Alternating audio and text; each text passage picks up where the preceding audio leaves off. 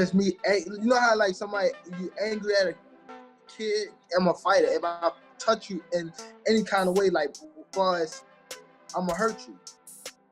So it wasn't that. It was just me removing her from that situation that she didn't coach. Gervonta Davis has finally broken his silence on the recent lawsuit filed against him and the latest updates regarding his fight with Jake Paul.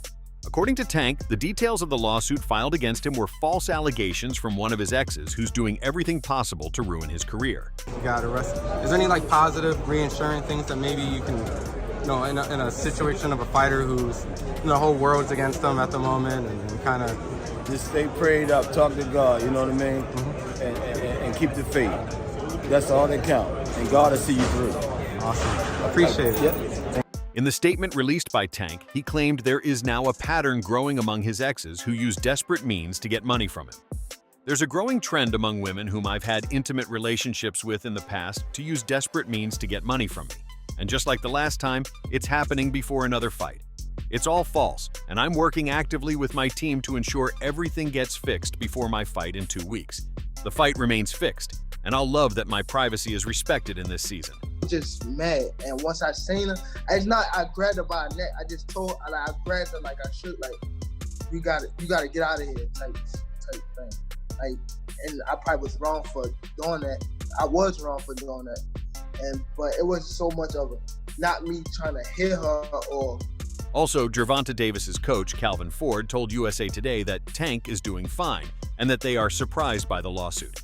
He's doing great. Everything's good. That's why we're trying to find out what's going on. Jake Paul has also made a statement regarding the latest news, claiming he and his team would look into the matter for clarity before taking any step.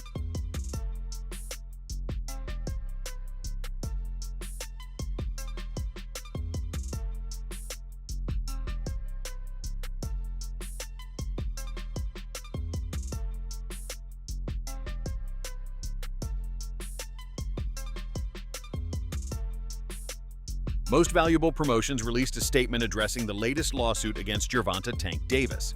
Addressing the issue in a statement emailed to the press, MVP said it have already started an investigation and said it will take further steps once the matter has been reviewed. Most Valuable Promotions immediately initiated an investigation upon learning of the civil lawsuit filed against Gervonta Davis in Miami-Dade County on October 30th, 2025. At this time, we are gathering information and reviewing the details to ensure any decision we make is thoroughly vetted. We unequivocally condemn any form of violence and are committed to handling this matter with diligence and respect for all involved. We will make a determination on next steps once we have completed our review and consulted with the appropriate parties. Until then, we will not be commenting further. Gervonta "Tank" Davis did something awful again, and no, it wasn't scheduling another fight with Jake Paul. He beat a woman. Again. And once again, I'm not talking about Jake Paul. If you know Tank Davis, you know he has a lot of run-ins with the law. But this is actually a civil suit over a certain criminal case that was dropped earlier. The lawsuit, which was filed on October 30th by his former girlfriend, Courtney Rossell, accuses him of battery, aggravated battery, false imprisonment, kidnapping, and intentional infliction of emotional distress. Per the lawsuit, Rossell worked as a VIP cocktail waitress at a gentleman's club called Tootsie's. On October 27th, Davis allegedly stormed into the club and attacked Rossell at 4:15 a.m. She accuses Davis of choking, grabbing, and dragging her through the kitchen stairwell and back exit and beating her in the parking garage. Rossell claims that she had been privately dating Davis for 5 months, but accused Tank of choking and beating her on multiple occasions, including threatening to kill her on 2 different instances. Scary movies and dressing up while watching scary movies. And lo and behold, breaking news. I just saw this here thanks to my agent Neville, who sent me this. Chris Mannix, love you, boy. That was my brother. He posted that Jake Paul is looking for. On September 2nd, Davis allegedly threatened to kill her for not answering his calls and texts.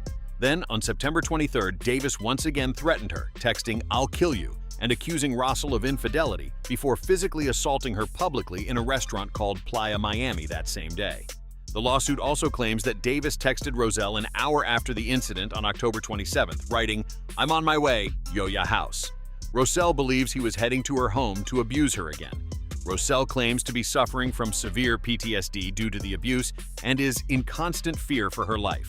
The lawsuit also states that she has sought medical treatment and therapy following the abuse and is in need of assistance with daily living. While everyone is innocent until proven guilty, this looks really bad for him. While all the details aren't out, we know the details from the original case, which was basically a shut case with a lot of evidence that he did it.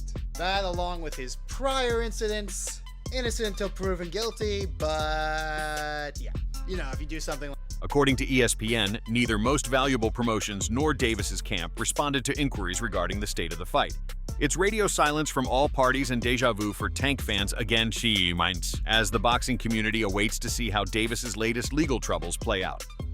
But from my understanding, it's a civil suit. It probably could turn into worse. A woman who is a waitress at a club. So I don't know all the details. You guys can check the details, but according to a report from Sports Illustrated's Chris Mannix, Jake Paul's team is now actively preparing to find a replacement opponent for the November 14th card. Mannix posted on X, announcing the development. Legal issues with Davis have become a regular occurrence, and this starkly contradicts what the World Boxing Association lightweight champion said about his mental health just a few days ago. The case could mean serious consequences for Davis both in and out of the ring in the coming days, and could certainly put the Paul vs. Tank event in genuine trouble. Times people are going to believe you did it the 7th. So why is this coming up again? Well, now we talk about Jake Paul. There were a lot of theories that the reason the original charges got dropped, despite it being pretty clear that he was going to get convicted, was he convinced her to stop pressing charges so that he can actually schedule this Jake Paul fight. Because it was announced the day after the charges. With Gervonta Davis's legal troubles putting the much-anticipated exhibition match against Jake Paul in jeopardy, reports of a search for a new dance partner have emerged. It didn't take long before Garcia's name topped the list of prospective contenders. Though he has been in a back and forth with the Paul brothers and has even seemingly called out Jake, it's not yet clear if the Californian has taken a shine to this unexpected opportunity. However, even if he entertains it, Ryan Garcia may have to temper his enthusiasm. His promoter, Oscar De La Hoya, would want nothing to do with a matchup against Jake Paul. The former world champion turned promoter worked with Paul's MVP in June. What's up, guys? Happy Saturday. So I wake up to calls from reporters asking me about Jake Paul and Ryan Garcia. Let me just tell you why this fight is not going to happen. Ryan Garcia fights for DAZN and Jake Paul fights on Netflix. I mean, that's pretty much the bottom line. Golden Boy has a contract with DAZN. Ryan Garcia has a contract with Golden Boy. And that's just the way it is. I mean, this is business. You know, Ryan Garcia... Still, reported broadcast tie-ups make a direct matchup a visible challenge. De La Hoya's update comes amid fresh reports of Garcia making a comeback against welterweight champion Mario Barrios as well. So, I wake up to calls from reporters asking me about Jake Paul and Ryan Garcia, began Oscar De La Hoya in a direct address. Fight Hub TV shared the footage on social media. Explaining why the Garcia-Paul matchup cannot take place, the Golden Boy honcho stated, Ryan Garcia fights for DAZN, and Jake Paul fights on Netflix. That's pretty much the bottom line. Garcia's probably going to rant saying, oh, you're keeping me from making money and this and that and fighting. No, you have to go by the law, by the rules. You have a contract with DAZN. You have a contract with Golden Boy. It just doesn't happen that way. So anyway, until next time, we'll see you Saturday for Virgil Ortiz. But again, Ryan Garcia's next fight will be announced by me, who he's fighting, and when he's fighting next. Anticipating a bluster from Ryan Garcia, De La Hoya explained how business works. Golden Boy has a contract with DAZN. Ryan Garcia has a contract with Golden Boy. And that's just the way it is. I mean, this is business. You know, Ryan Garcia is probably going to rant, saying, oh, you're keeping me from making money and this and that and fighting. No, you have to. You have to go by the law, by the rules, he insisted. As far as Oscar De La Hoya is concerned, the line of demarcation is clear. A DAZN Netflix crossover cannot happen. Perhaps anticipating how the announcement might dampen fans' moods, he hinted at sharing an update on Ryan Garcia's next fight very soon. What was your take on the Jake Paul-Mike Tyson fight? What was your opinion on that? It was all right, you know. It's kind of like what it was. Mr. Fake. You know. If Jake Paul calls you for early next year, is that what you want to do? Yeah, let's run that.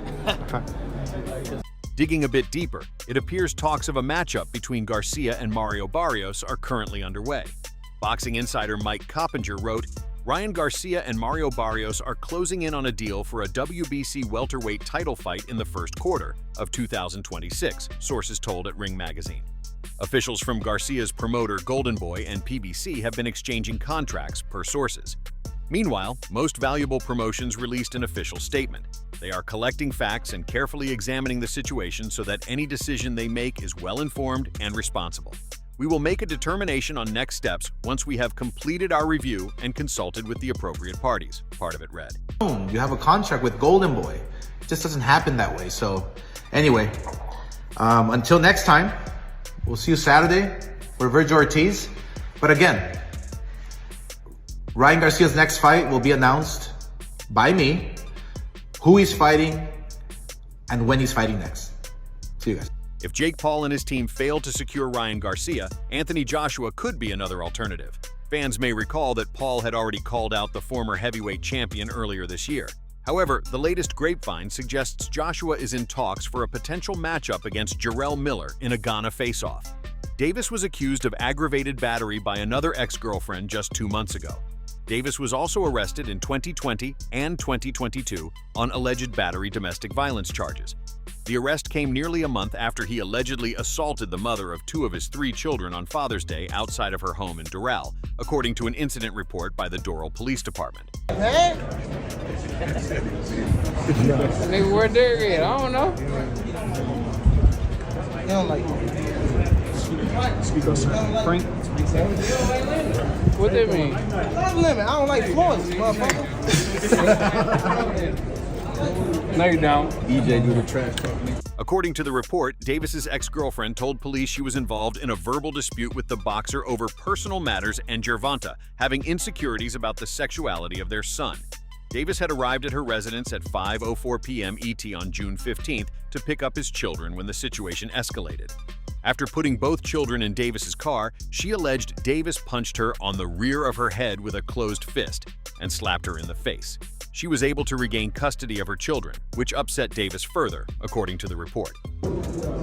Floyd outdoing him. He always been like that. You know what I mean? So I gotta focus on what I'm focused on. He already did what he had to do, bro. I ain't gonna lie. Me, if I did what I like what he did in the sport, I ain't gonna lie, I'd be the same way. Yeah. You know? She said Davis revved the engine of his vehicle in a threatening manner, but she was able to remove herself from the situation without further incident. Afterwards, she went to a local hospital for medical treatment. A note on the report suggested that there had been approximately 10 undocumented physical altercations between Davis and his ex-girlfriend. Davis was taken into custody in Miami Beach before being transported by the Doral Police Department. According to Miami-Dade County's inmate report, Davis was being held at Turner Guilford Knight Correctional Center with a $10,000 bond but has since been released. He has a court hearing slated July 29th. The star boxer has had numerous run-ins with the law over the years that included domestic violence and multiple traffic offenses. Gervonta Davis, jump into it, I wouldn't say it's a big shock to a lot of us, but, there's this mindset, the fight with Lamont's not signed yet. Apparently he's going to fight Jake Paul, what? His last run-in came in December 2022, when he was arrested for allegedly striking a woman with a closed-hand type slap. The charges were later dropped. Davis reportedly had been linked to a rematch with Lamont Roach Jr. in August after the two battled to a controversial majority draw in March. However, Premier Boxing Champions has yet to formally announce the fight. Fox Sports' Andy Slater was the first to report the matter, stating that the arrest was because Davis was accused of hitting his ex-girlfriend on the back of the head and slapping her. The victim reported that the defendant instructed her to remove the children from his vehicle, stating he no longer intended to take them, the report reads. While she was positioned at the rear passenger door and leaning forward to retrieve her daughter from the back seat, the defendant, positioned in the driver's seat, struck her in the back of the head. Bernard, a lot to talk about. Let's jump into it real quick. I'm sure you saw the news about Gervonta Davis being arrested once again. Just give me your thoughts, Unfortunately, man, I hope he come out. Everybody else come out. I'm not with the domestic violence thing, man, but I hope that, he get that straightened out. And Davis then allegedly proceeded to slap the ex on the right side of her face, resulting in a minor laceration to the inner area of her lip. The distressed and crying victim sent a text to her mother, who came outside and filmed part of the incident on her cell phone. For battery, turn around. Violence. Put your hands behind your back. You got handcuffs?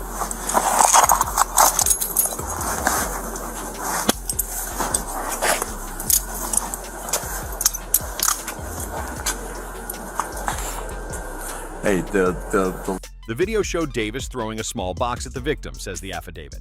Davis left the scene and the victim went to Baptist Health Hospital to receive medical attention, where she was first interviewed by cops. A probable cause message was entered into the FCIC and NCIC database requesting Davis's detainment should law enforcement come into contact with him. Domestic violence and battery charges against his baby mother, who's the mother of 2 of his children, Vanessa Paso, I believe her name is. Now, I want to do this in a certain order because I think since people kind of stop watching videos midway through, I'm going to put some of the most important points I want to make at the beginning of the video, right? A little after midnight on Friday, they did. The fighter was taken into custody on the 900 block of Lincoln Lane North by Miami Beach cops and transported to the Doral Police Department. When presented with a Miranda warning form, the Baltimore native refused to sign it, police say. This marks Davis's second domestic violence arrest in Florida, and it isn't the first run-in with the law for the WBA lightweight champion. On February 27, 2019, Davis had an arrest warrant issued for him in Virginia because of an alleged altercation with a man at an ATM. Tank allegedly shoved a police officer and was charged with 1 count of misdemeanor assault, but the case was dismissed that October, according to TMZ.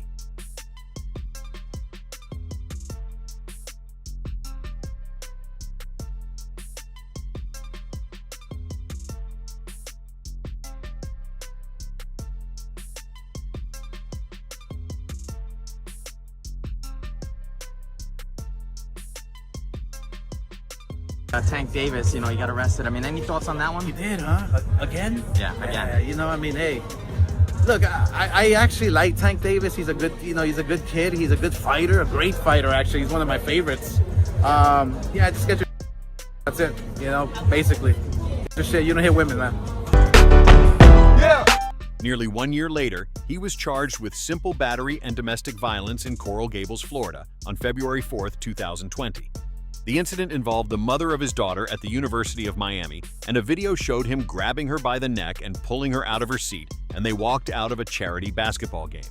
2 days later, Davis turned himself into the Coral Gables Police Department. Home detention by serving at a four-season hotel and a $3.4 million penthouse rather than trainer Calvin Ford House as the judge agreed. This is the reason why Tank is not being jailed.